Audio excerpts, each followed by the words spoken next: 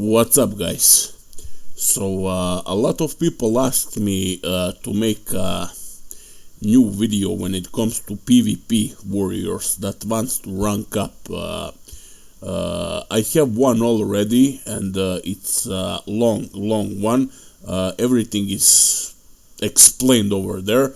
You can find the link over here at the top right of the screen.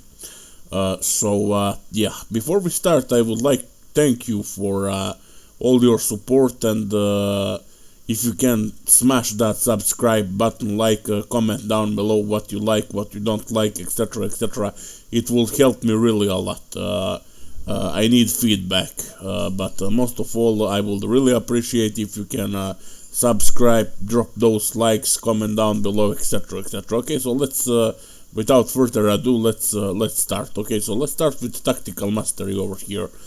You retain up to 25 of your rage points when you change stances. This is stance dancing. I'm gonna give you an example. Okay, so you are in berserker stance, and suddenly you want to disarm, I don't know, retribution paladin, other warrior, enhancement shaman, rogue, etc, etc. You just swap that.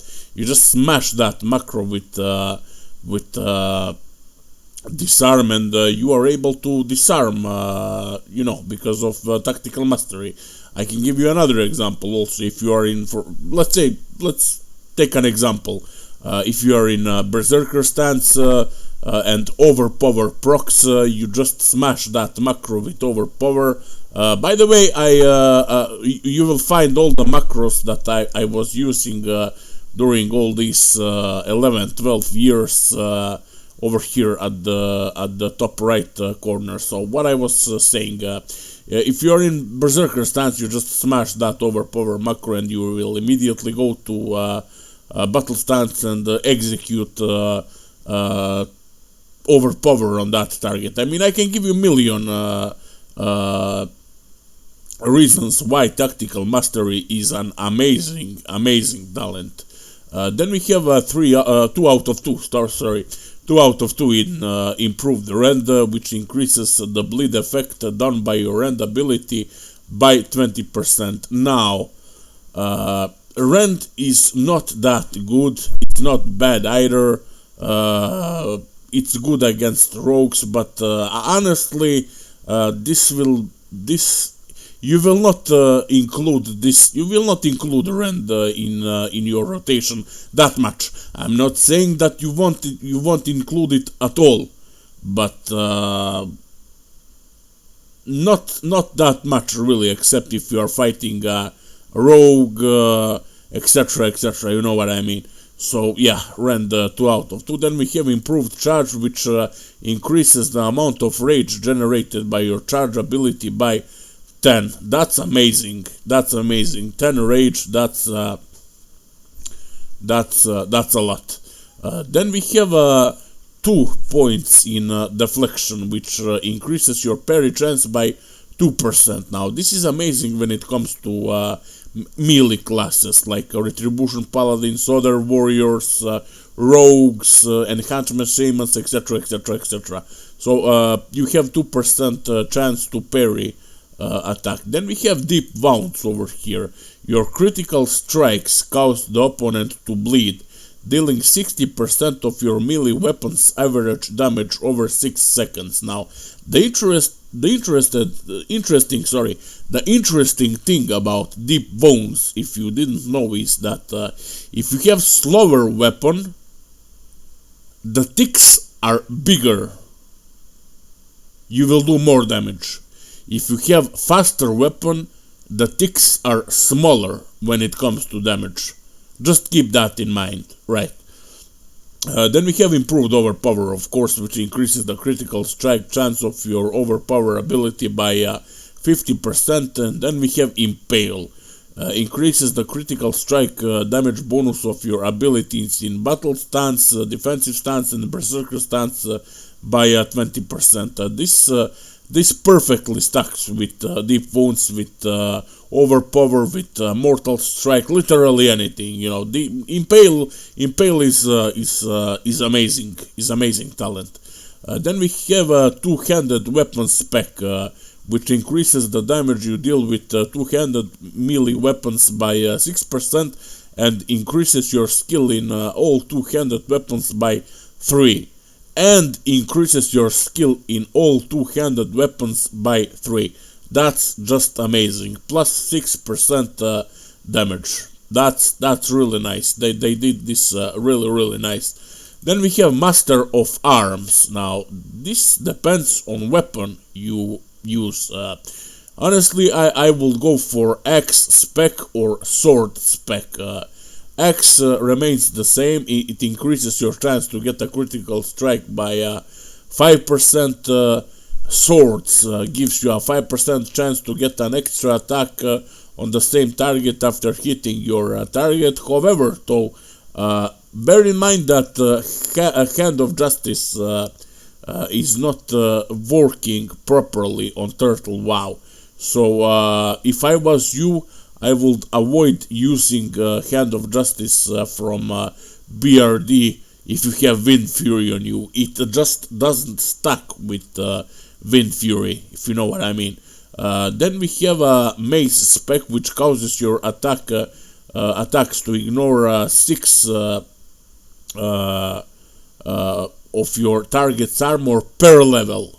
You can calculate it easy. 6 times 60, that's the result you will get. And then we have Polearms, which increases the range of melee attacks by 2 yards. So maces, they went for a TBC over here. We have that's armor penetration over there, and Polearms. Honestly, I won't use Polearms. I will use only maces, but if you have a good mace like Might of Menetil, etc., you know what I mean. Might of Menetil is one of the best weapons in game when it comes to PvP and when it comes to PvE.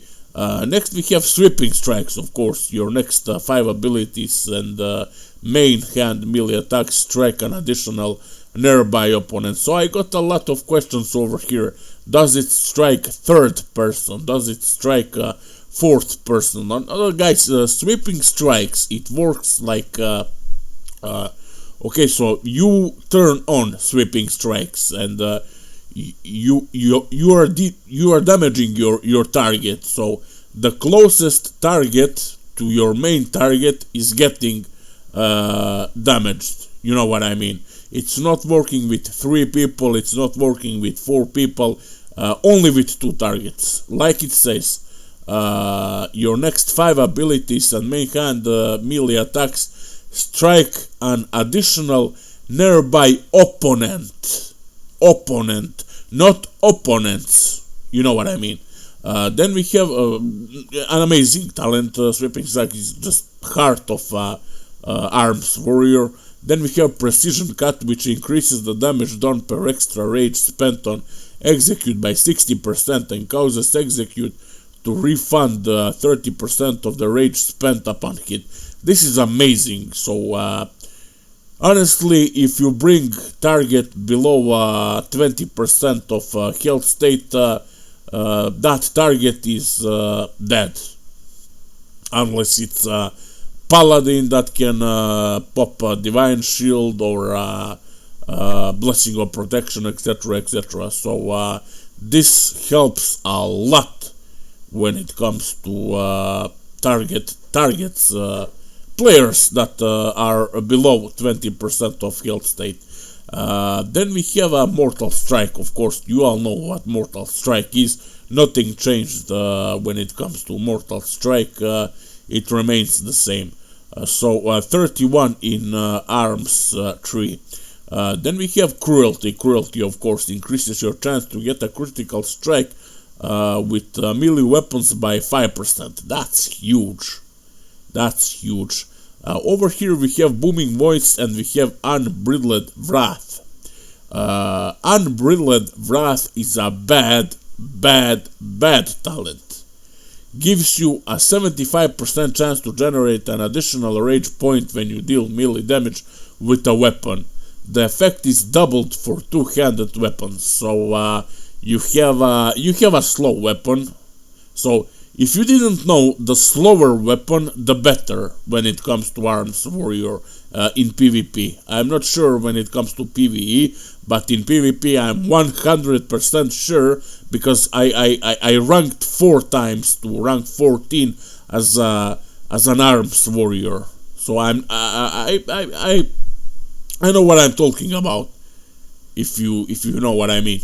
So the effect is doubled for two-handed weapons, so you have 75% chance to get 2 additional rage points. I mean, what can you do with 2 additional rage points?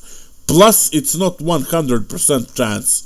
If it was 100% chance, I would maybe think to put 5 out of 5 in Unbridled Wrath, but it's not even 100%, and it's only 2 rage points. So Unbridled Wrath is really, really bad. Instead of Unbridled Wrath, we will go for Booming Voice, which increases the AoE, area of effect, of all shouts by 60%, and duration of your battle and demoralizing shout by 60%. This talent is amazing. Okay, so increases the area of effect of all shouts by 60%. For example, if you want to find a rogue or a druid with demoralizing shout, it has bigger area of effect. You know what I mean? It helps a lot. It's not only that, you know. It's if you fight in Warsong, Gulch, I don't know, Alterac Valley, AB. If you fight like 5 versus 5, 6 versus 6, etc., etc., etc. Booming voice and the demoralizing shout. That's just amazing. That's just amazing. On the other hand, we have a duration of battle shout and demoralizing shout by 60%. So more duration on demoralizing shout. And what's the best thing about this talent is that your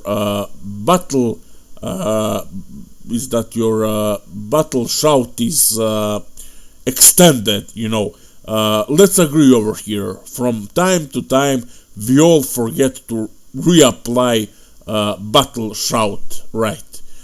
Don't tell me that you haven't been in that kind of situation. I know you have been a lot of times.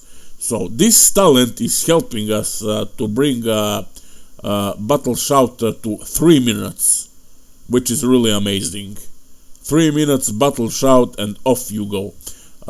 Then we have only one. Unfortunately, I couldn't fit more points in improved shout, except one.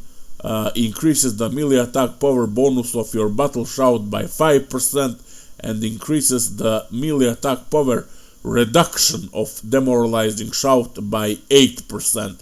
Unfortunately, this is amazing talent. This is improved shout is amazing talent, but unfortunately I couldn't fit it all. Then we have Piercing Howl. Of course, Piercing Howl it causes all enemies near the warrior to be dazed, reducing movement speed by 50%. This is amazing for CC, for crowd control. This is amazing if you want to protect your flag carrier in your Warsong Gulch. If you are a flag carrier yourself, this is amazing because you can just piercing howl all those enemies that are chasing you, etc., etc., etc. If you are fighting 3 versus 3, 5 versus 3, 4 versus 6, etc., you know what I mean. Piercing howl steps on scene because it's AOE. It's AOE. It's area of effect of slowing the enemies down. Next we have Blood Craze, which is not that bad talent when it comes to PvP. In PvE it sucks, but for PvP it regenerates 6% of your total health over 6 seconds after being the victim of a critical strike. So for example, if you didn't know, if you sit down and if you get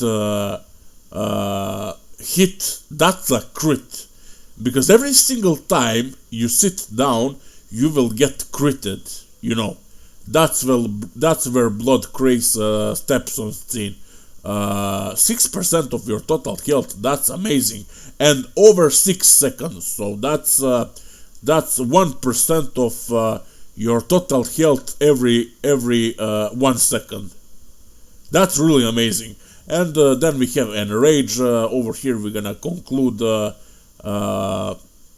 talents gives you a 20% chance melee damage bonus for 8 seconds after being the victim of a critical strike. Like I mentioned, when it comes to blood craze, you can just sit, you can get hit by Hunter's pet, Warlock's pet, you can taunt those pets and then sit so that you get critted, etc, etc. Blood craze will proc, Enrage will proc, etc. You get the idea. So 20 melee damage bonus for 8 seconds, that's a lot. That's really a lot. Anyways, I posted some videos at the top right corner, so make sure to check them. I posted Arms Warrior complete guide. Then I posted some other videos that I made. So make sure to check them out. You won't regret. Trust me. If you are playing a warrior. Now let's move to gear and weapons. Now that we covered talents. Alright, now that we are in game, there is actually a pre-rate, not a pre-PvP best in slot gear, but this is Turtle WoW, guys. Turtle WoW made amazing things when it comes to tier 1, 2, 3 sets, etc, etc. I will try to make this as short as possible. So let's go for warrior sets. You have tier 1, which is really amazing for start. Okay, so Crown of Might, all these items can carry you in BGs and PvP. They don't have that much stamina, as you know, or don't know. Stamina is the main attribute you should focus on, but these are some nice, really nice PvP items over here. PvP and PvE. Then we have a tier 2. This tier looks amazing. Also, look how beautiful it is designed. Yeah. Tier 2, it's just a Blackwing lair, you know, and Onyxia, you get Onyxia, you get head from Onyxia, and everything else in Blackwing lair. Blackwing lair is really easy. Then you have AQ40. This is still amazing set when it comes to PvP. Really amazing set when it comes to PvP. It has a lot of stamina. As you can see, 38 stamina on chest, 34 stamina on head, and so on and so on. And then you have tier 3. So tier 3 is good. It's really good for PvP. The PvE version of tier 3 is amazing when it comes to PvP. So you will need 5% of hit. This is really easily achievable. 5% crit is required so that your yellow damage don't miss. By yellow damage I mean Mortal Strike. Then you have Heroic Strike, and so on and so on. You know, that will be pretty much it. Let's move to weapons. So what would I get? Okay, so in Blackwing lair we have the Untamed blade, which is a really nice sword to start. As a matter of fact, let's go to factions first. Reputation, where was it?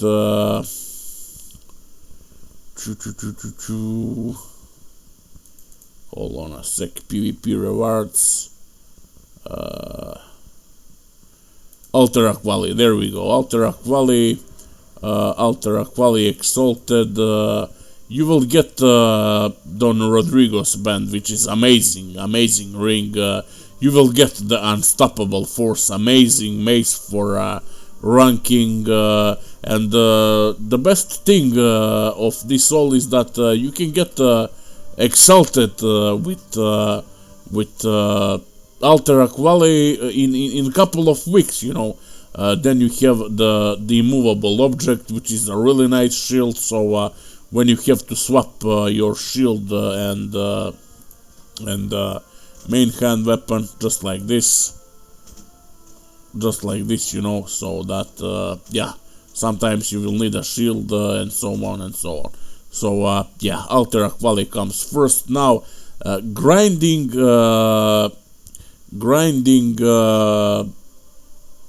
Arathi Basin and Warsong Gulch. I don't really recommend that. I mean, play as much as you can, but that's a long grind. Being exalted with Arathi Basin and Warsong Gulch, you can get much better items from Blackwing Lair, from AQ40 and Naxxramas, you know. It's just not worth it. Then what else do we have? Okay, right. I wanted to talk about weapons. So the Untamed blade, really nice. Then you have if you want to go for access, you have a Draconic Avenger. It's not good. It's not bad either, but it will get the job done, you know. It's also one of the most beautiful axes in the game. Then you have Helm of Endless Rage over here, which is amazing. 25 strength, 25 agility, 26 stamina, and improves your chance to hit by 1%. I mean, what else do you want? Then we have Broodlord, life-giving gem. This is amazing for PvE and for PvP. Heals yourself for 15% of your maximum health and increases your maximum health by 15%. That's huge. That's huge for 20 seconds. Then what else do we have over here? Firemouth, you have Drake Talon Pauldrons, which are amazing PvP, PvE wise. Then you have these legs over here, Leg Arts of the Fallen Crusader. This is also amazing for PvP and PvE. 35 strength, 20 agility. If you didn't know, 20 agility equals to 1 crit, equals to 1% crit. So 20 agility equals in 1% crit, and 1 strength equals to 2 attack power. So 35 strength equals to 70 attack power. You know what I mean? And stamina, 1 stamina equals to 10 health. So that's 180 health over there. Health points over there. What else do we have? Ebnorok. This gun is really amazing. Dragon Breath hand cannon. I am using it. Right now. I have also crossbow of Imminent Doom, but since you have a battle text and since you can do a +5 on your weapons, I would give up farming crossbow of Imminent Doom simply because you will never have problems with hit when it comes to turtle WoW. Also, the higher weapon skill you have, the less hit you need. That's where talent. Where was it? Two-hand spec increases the damage you deal with two-handed melee weapons by 2% and increases your skill in all two-handed weapons by 3. So yeah, that's just amazing. What else do we have? DFT. You don't really need DFT for PvP. You can take this Drake Talon Cleaver. It's not bad. It's not good either. What we want from Blackwing Lair is Ashkandi. Ashkandi is amazing. It has 33 stamina and it gives you plus 86 attack power. That's just amazing. Sword. Alright, that will be Blackwing Lair. Let's move to Temple of AQ. In Temple of AQ, I don't think we have a good two-handed weapon. Actually, sorry, my bad. This is, Dark Edge of Insanity. This is by far the best PvP weapon in the game. With Dark Edge of Insanity, that's much better. Especially because it's Axe, which gives you plus 5% of crit, but that's not the thing. The thing over here is that you see chance on hit disorients the target, causing it to wander aimlessly for up to 3 seconds. This axe is amazing, simply because this axe is trolling people around. Imagine a mage that casts Frostbolt on you, or any other spell. You clap him with this axe and he goes blind. That's insta interrupt. Warlocks, mages, elemental shamans, even against melees, you know. And the best thing is that damage doesn't break that effect. It's not breaking that effect, if you know what I mean. Plus, the axe itself has amazing stats. Plus 35 strength. Plus 19 agility. That's like 0.9% crit and 25 stamina, which equals in 250 health. This axe is just amazing. Then in Naxxramas we have Severance. Severance is a great axe also, but Dark Edge of Insanity is much better. If you cannot get your hands on Dark Edge of Insanity, go for Severance. Severance is really OP also. 43 strength, 20 stamina, and improves your chance to get a critical strike by 2%. Then what else we have over here? Instructor, nothing. The 4 horsemen. You can go for corrupted Ashbringer. It's not that bad. It's not good either.